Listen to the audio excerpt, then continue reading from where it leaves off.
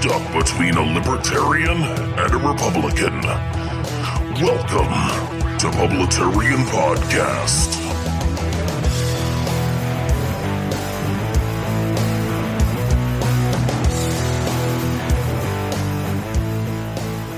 Good morning, good afternoon, and good evening, everybody.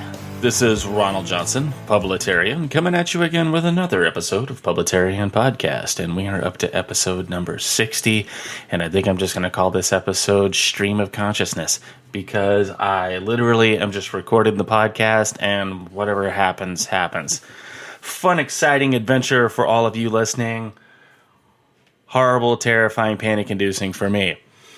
But I thought I would do this because I will do all of this show prep, get all of my notes together, get my articles together, get it all prepped, primed, ready to go, primo, and then I can do an episode like this one and just pull it out of my butt, and that will be the episode that does more downloads. I don't know. Maybe you just want stream of consciousness. I don't know. So I thought I would just do one and see what happens. Also, it can be fun for me too.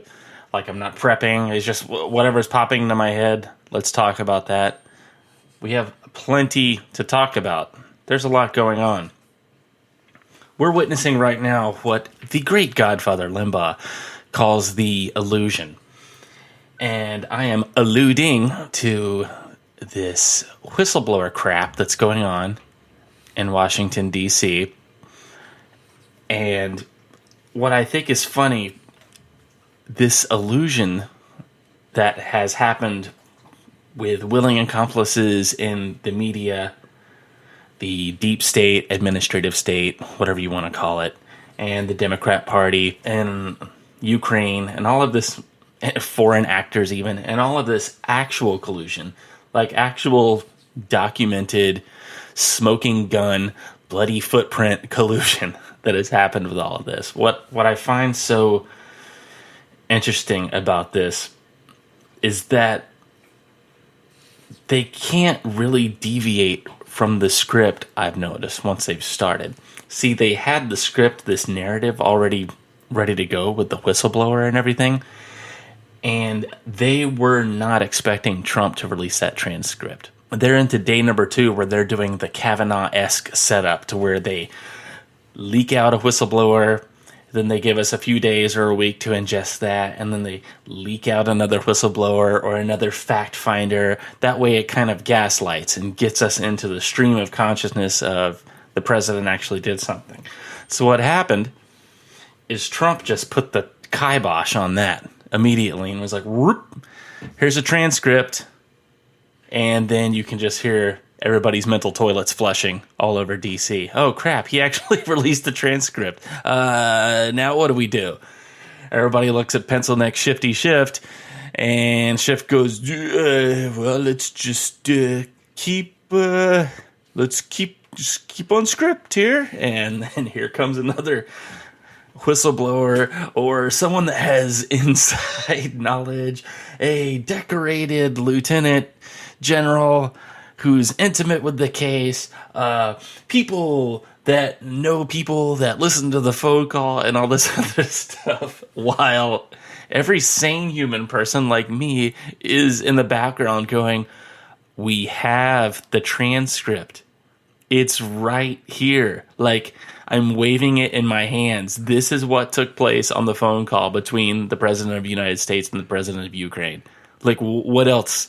What you can produce witnesses saying contrary things or speculation all you want to. We have the transcript. And what's funny is I'm seeing all these Twitter battles between media personalities and left-leaning news sources saying, what about this person? What about that person? Oh, this is a damning testimony. Oh, this really speaks to this. Yada, yada, yada. And then every single answer from like the right side of the aisle is something to the effect of, we have the transcript. Like, it doesn't matter if you tell me the sky is green and somebody told you that the sky is green, and I have a decorated general telling me that the sky is green, and everybody in the deep state is telling me the sky is green. if I walk outside and I see the sky is blue, I know the sky is blue. You telling me the sky is green is not going to work. So that's what I find amusing about this, is they just keep hammering on with this. And so the circus will continue, I'm sure. They'll keep finding people. They'll find somebody from grade school that didn't like the way that President Trump looked at them, and it's just going to be a continued Adam shit show. The Publitarian drink of the day is non-alcoholic. I am enjoying an ice-cold Coca-Cola from that hateful, bigoted fast food chain known as Chick-fil-A, or as we call it, Jesus Chicken, because it's that good. So anyway, that's good. That's what's going on with the whistleblower fiasco. Will there be an end in sight? I don't know. Let's see what else is going on. All the Q-tards are happy because supposedly Q is back and making regular posts. That's just freaking awesome. Let me know when something comes of that. Like I said, I would be so happy to be proven wrong about the Q stuff. The QAnon stuff. I did a whole episode of that. It was like 20 episodes ago. Yeah, so please, prove me wrong on that. I would be happy to be proven wrong on that. Let's see, what's happening? NBC News. More witnesses defy requests for impeachment testimony. Oh, man, that sounds ominous. Here we go. More witnesses expected to skip impeachment depositions Tuesday. Democrats also plan to release transcripts of depositions by previous witnesses. Former Special Envoy to Ukraine, Kurt Volker, and U.S. Ambassador to the EU, Gordon Sondland. 2 more witnesses in the House impeachment inquiry were expected to be no-shows on Tuesday, a day after 4 officials skipped their scheduled depositions. Oh, boy, this drives me nuts. Much like the pirate that had the steering wheel attached to his... You know what? Never mind. I'm not even going to tell that joke. Let's just take it back to the root. What are we impeaching the president for? Butthurt is not grounds for impeachment. You got nothing, folks. I don't know what to tell you. There's nothing there. The more we dig, the deeper we dig, the more stones we uncover, we find that it's the other side of the aisle that did these impeachable offenses. And I don't know if the president is doing some kind of 4D chess like he gets accused of all the time. Like he's just letting them work themselves into a nice little hole until they get buried so far down digging that he just comes along and dumps the dirt on top of them. I don't know if that's what's happening. Or I honestly don't know if there isn't 4D chess and he's just trying to run the country. And this whole big Adam shit show is a huge distraction to him. I'm tending to think it's the latter and not the former.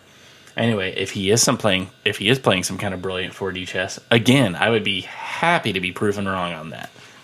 Bring it on. Bring on the Ronald Johnson wrong. I would be so happy to be wrong about that. I couldn't even get through the article. I didn't do my swipe for cancer music or anything. I just started reading it and I'm like, oh, God.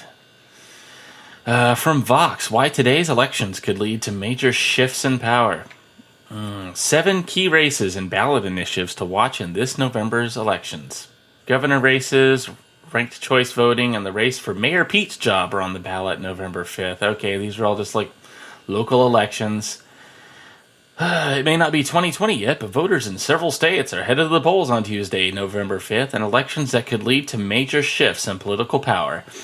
In Mississippi and Kentucky, voters will weigh in on gubernatorial races, while in Virginia, people will have an opportunity to choose members of their state legislature. Oh, boy. Let's see. Democrats have the potential to retake governor seats, and they're reporting this with like bated breath. Vox with a V is so wanting the power to shift because, man, I'm alluding to the great Limbaugh again. He said something about 10 or 15 years ago, and it rings true in politics even today, that the left side of the aisle, or what you would call even the political establishment, the Washington establishment, even the media establishment, what is zen to them, what's harmony to them, is a Democrat being in power. Like, that's the way the country is supposed to run. If that's not the case, then it's chaos, it's disruption, and they are on this virtuous holy quest to stop it. That's why there's no moral compass with these people. They think they are on some kind of holy righteous quest to stop this. They think God, or well, what would you say in lieu of God? They think that Flying Spaghetti Monster has appointed them in this crusade. That's why they are willing to lie, cheat, and steal. Because, as I've talked about on previous podcasts, these ideals, liberal ideals, cannot exist without lying, cheating, and stealing. Because nobody will just willingly give up their liberty unless they're gaslit to think that they need to, in terms of some safety or some kind of, safety net, protection, yada, yada, yada. So they have to be gaslit, they have to be cheated, they have to be lied, they have to discredit the other side. That's why I've said for the 4,000th time that we're 40 years too late to this culture war. The left already has all of academia, all of media, and a lot of the administrative state.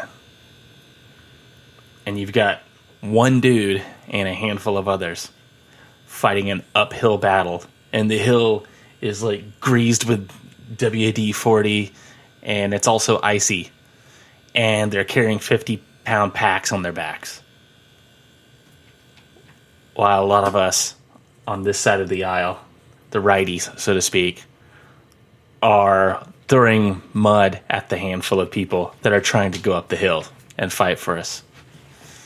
Kind of sad. Where did I go into that? Oh, see, this is why I call this a stream of conscious episode, because I was on another topic and then I just dove into this. So anyway, here we are. So what still needs to happen is we still need to, I mean the United States of America, need to seriously continue to look into uprooting these bureaucrats and these admins from their places of power, or else it's not going to matter in the long run who we vote for or what happens, because there'll always be some kind of puppet master in the background pulling the strings or doing exactly what's happening now to this president. They'll be hampering him at every turn and cutting his hamstrings every time he turns around, and we can't have that. So we as a people really need to stay on our guard and investigate this, speak up, make some noise, because the voter fraud is rampant. I think I'm going to be talking voter fraud again with an upcoming guest. Stay tuned for that. I never announce the guests because if I do, that's just karma. That kills it. Something happens and then I don't have the guest on. But I'm pretty darn sure I'm going to have a guest coming up on the podcast, so we're going to be talking about that. So anyway, we just need to stay on our guard about that, because you will never be able to convince me that the 2018 midterms weren't rife with voter fraud. Matter of fact, I shared a story on my Instagram of another lady that just got busted for that, arrested, voter fraud, somewhere up north. I can't remember the actual state now that I said that. Let's see what else is going on. Oh yeah, Project Veritas just released today a video of an ABC anchor on a hot mic talking to her producer about how they had the Jeffrey Epstein story.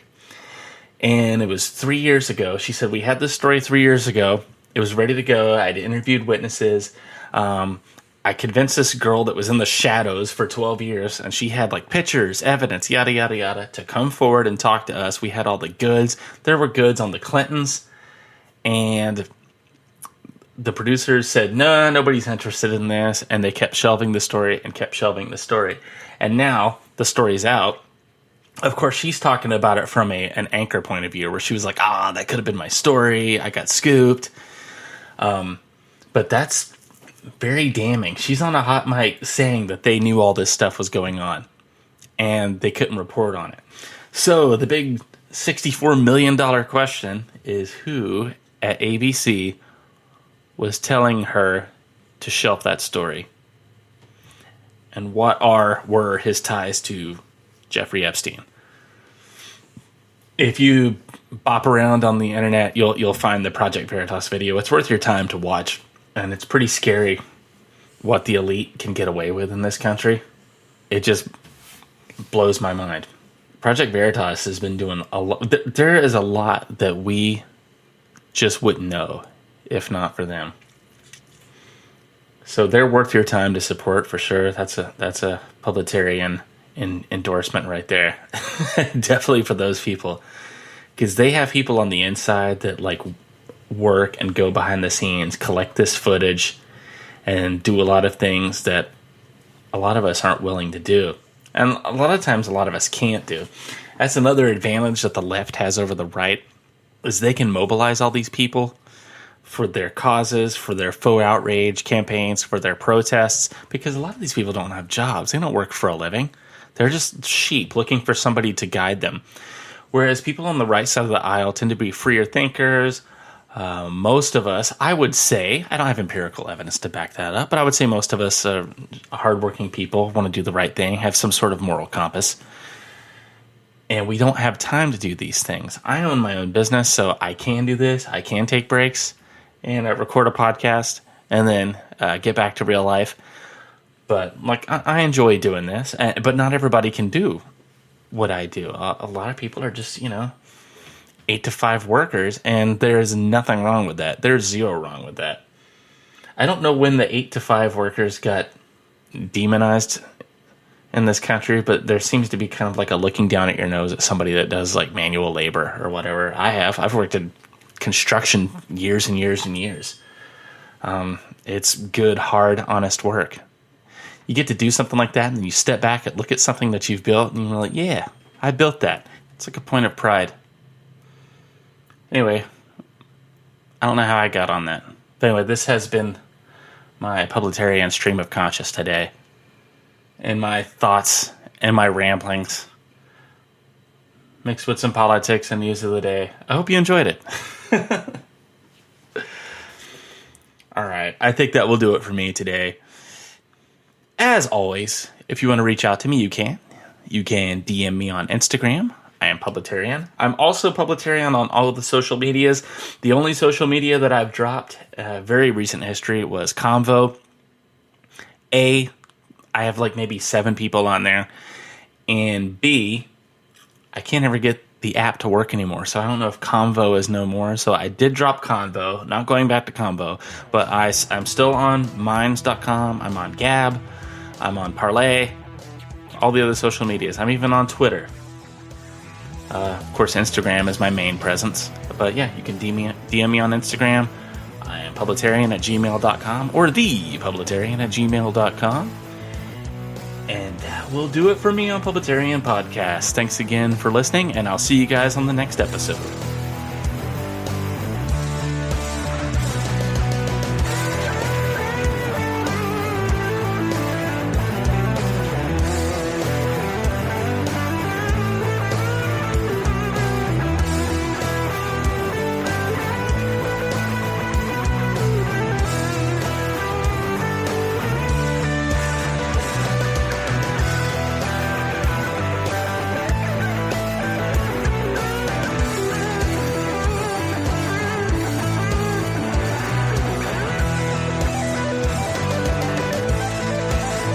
You've been listening to Publitarian Podcast. Copyright 2019.